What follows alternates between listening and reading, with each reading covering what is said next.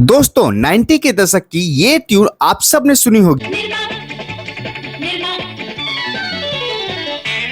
Washing powder Nirma washing powder Nirma दूध सी सफेदी निर्मा से आए रंगीन कपड़ा भी खिल जाए निर्मा में बांधा सामान वॉशिंग पाउडर निर्मा। जी हाँ, ये वही निरमा है जो हमारे बचपन में डिटर्जेंट मार्केट का किंग हुआ करता था। लेकिन ऐसा क्या मिस्टेक हुआ कि इसकी मार्केट शेयर 60% से ड्रॉप होकर सिर्फ 6% रह गया। लेकिन इसके फाउंडर करसन भाई पटेल आज भी भारत के तीसरे नंबर पर सबसे अमीर आदमी है। तो इस कहानी की शुरुआत होती है साल 1969 से। गुजरात में एक 24 साल का लड़का साइकिल से घर घर जाकर अपना येलो कलर डिटर्जेंट पाउडर बेचता है और आगे चलकर यही निरमा भारत का सबसे नंबर 1 डिटर्जेंट पाउडर बन जाता है। करसन भाई पटेल एक गवर्नमेंट डिपार्टमेंट में केमिस्ट की नौकरी करती हैं, लेकिन उनकी सैलरी घर चलाने के लिए सफिशिएंट नहीं थी। इसलिए वे साइड इनकम कमाने के लिए एक छोटा सा बिजनेस करने का फैसला लेते हैं। बीएससी की डिग्री और केमिस्ट की नौकरी होने के कारण उन्हें केमिकल्स की अच्छी समझ थी। इसलिए उन्होंने अपने घर में ही सोडा एसेस और बाकी कुछ केमिकल्स के साथ एक्सपेरिमेंट करना चालू किया। कई बार फेल होने के बाद उन्होंने फाइनली एक अफोर्डेबल और इफेक्टिव डिटर्जेंट पाउडर बना लिया और अपने इस इन्वेंशन का नाम अपनी 1 साल की बेटी निरुपमा के नाम पर निरमा रख दिया। उन्होंने सिंपल प्लास्टिक के पैकेट में पाउडर को पैक किया और अगले ही दिन साइकिल से घर घर जाकर बेचने लगे। उस समय ज्यादातर मिडिल और लोअर क्लास से आने वाले लोग कपड़े धोने के लिए लॉन्ड्री शॉप यूज किया करते थे। येलो कलर का ये लॉन्ड्री शॉप काफी सस्ता तो पड़ता था, लेकिन जिद्दी दागों को क्लीन नहीं कर पाता था। वहीं दूसरी तरफ अपर क्लास के लोग डिटर्जेंट पाउडर का इस्तेमाल किया करते थे, जो इंडिया के हार्ड वाटर में भी अच्छे से काम करता था और हर तरह के दाग हटाने के लिए इफेक्टिव था। डिफरेंट पाउडर को हिंदुस्तान लीवर लिमिटेड यानी HL का सर्फ डोमिनेट करता था, लेकिन इसका प्राइस था 15 रुपए प्रति किलो, जिसके कारण मिडिल क्लास और लोअर क्लास इसे अफोर्ड नहीं कर सकते थे। इसलिए यहाँ एक अपॉर्चुनिटी देखते हुए करसन भाई ने निरमा को केवल 3.5 रुपए पर केजी से बेचना चालू किया। मतलब लोगों को पहली बार लॉन्ड्री शॉप के प्राइस पर डिटर्जेंट पाउडर मिलने वाला था, जिसके कारण कुछ ही टाइम में निरमा बहुत ही पॉपुलर हो गया और करसन भाई दिन का 200 केजी डिटर्जेंट पाउडर बेचने लगे। जब डिमांड और भी ज्यादा बढ़ने लगी तो करसन भाई ने अहमदाबाद के पास सरसपुर में एक छोटा सा शेड लगवा लिया और प्रोडक्शन के लिए लेबर हायर करने लगे। बाद में उन्होंने अपने पैकेजिंग को भी इम्प्रूव किया और इसमें निरमा गर्ल को ऐड किया, जो आगे चलकर इंडिया की one of the most recognised brand mascots बन गई। करसन भाई का अगला कदम था डिस्ट्रीब्यूशन को इम्प्रूव करना। उस समय केवल अहमदाबाद में 2000 से ज्यादा रिटेलर थे और ग्रो करने के लिए उन्हें इन दुकानों में निरमा को अवेलेबल करवाना था। लेकिन एक नया ब्रांड होने के कारण कई रिटेलर्स निरमा को अपने शॉप पर जगह नहीं देना चाहते थे। इसे डील करने के लिए करसन भाई ने एक कमाल की स्ट्रेटेजी अपनाई। उन्होंने कुछ फीमेल्स को हायर किया और एक एक रिटेलर्स के यहाँ जाकर निरमा खरीदने को कहा। इससे रिटेलर्स को लगने लगा कि निरमा वॉशिंग पाउडर की डिमांड बहुत अच्छी है और डिमांड न पूरी करने के कारण उन्हें लॉस हो रहा है। इसके लिए वे खुद करसन भाई पटेल को कांटेक्ट करके अपने शॉप पे निरमा रखना चालू कर दिया। देखते ही देखते निरमा ने अहमदाबाद और आसपास के सभी गांव में नंबर 1 डिटर्जेंट पाउडर बन गया और अब टाइम आ चुका था पूरे गुजरात में एक्सपेंड करने का।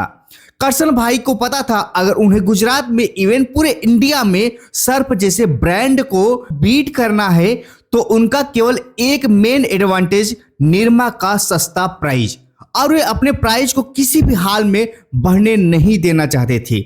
इसलिए उन्होंने एक्सपेंशन के दौरान भी निरमा के फार्मूला को शुरुआत की ही तरह सिंपल रखा। निरमा में 60% सोडा ऐश रहता था, जो गुजरात में लोकली सस्ते में मिल जाता था। सर्फ के मुकाबले इसमें केवल आधा एक्टिव डिटर्जेंट होता था।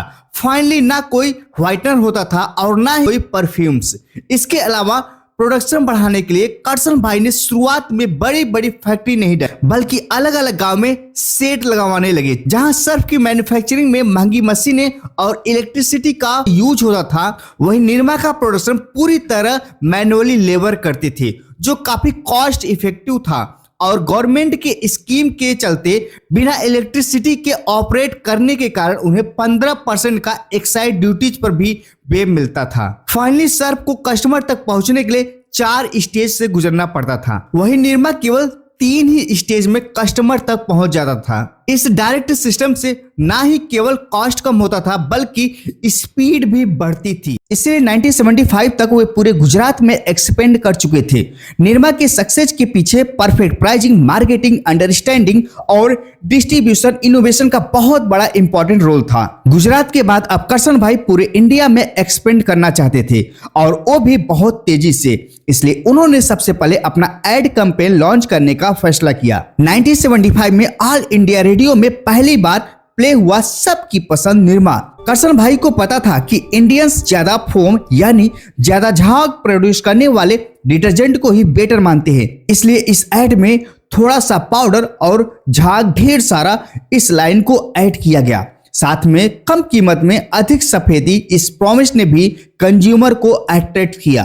फाइनली इस जिंगल की लिरिक्स और ट्यून काफी मेमोरेबल थी, जिस कारण बहुत जल्द निरमा ने कंज्यूमर के माइंड शेयर को कैप्चर कर लिया। 1982 में निरमा ने इसी जिंगल के साथ अपना पहला टीवी एड भी लॉन्च किया, जिसमें उन्होंने अपने आइकॉनिक डांसिंग गर्ल मैस्कोट को फीचर किया।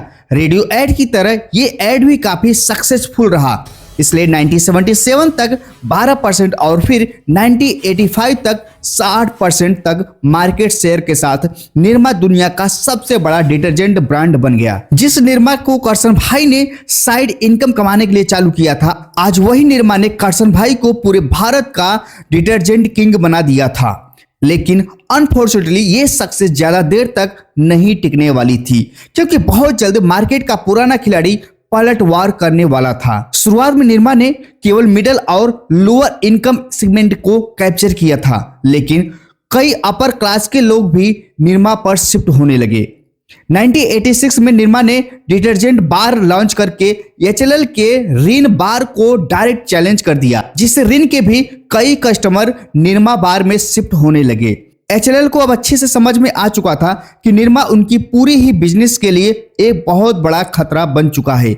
इसलिए एचएलएल ने एक सीक्रेट मिशन लॉन्च किया, जिसका कोड नेम था स्ट्रेटजी टू इनहेबिट निरमाज ग्रोथ। इस मिशन के तहत पूरे निरमा को डीपली स्टडी किया गया, फिर एचएलएल की काउंटर स्ट्रेटजी डेवलप की गई। एचएलएल ने डिसीजन लिया कि अब वह भी लो कॉस्ट डिटर्जेंट निकालेगा और फाइनली आया व्हील डिटर्जेंट पाउडर और उन्होंने अपना एड कैंपेन चलाया, मैंने मांगी थी हाथों की सफाई और तूने दिया हाथों का जलन। ये मैसेज काफी ज्यादा रिलेटिव लगा और लोग तेजी से व्हील पर शिफ्ट होने लगे और तभी यूपी से घड़ी डिटर्जेंट पाउडर हाई लेवल पर निकल रहा था, जिसका एड कैंपेन था पहले इस्तेमाल करें फिर विश्वास करें। यह निरमा से सस्ता तथा क्वालिटी में बेहतर था, जिसके कारण कंज्यूमर तेजी से घड़ी पर शिफ्ट हो गए। एचएलएल की रणनीति और घड़ी की बेहतर क्वालिटी के कारण निरमा का केवल 10% शेयर मार्केट वैल्यू रह गई।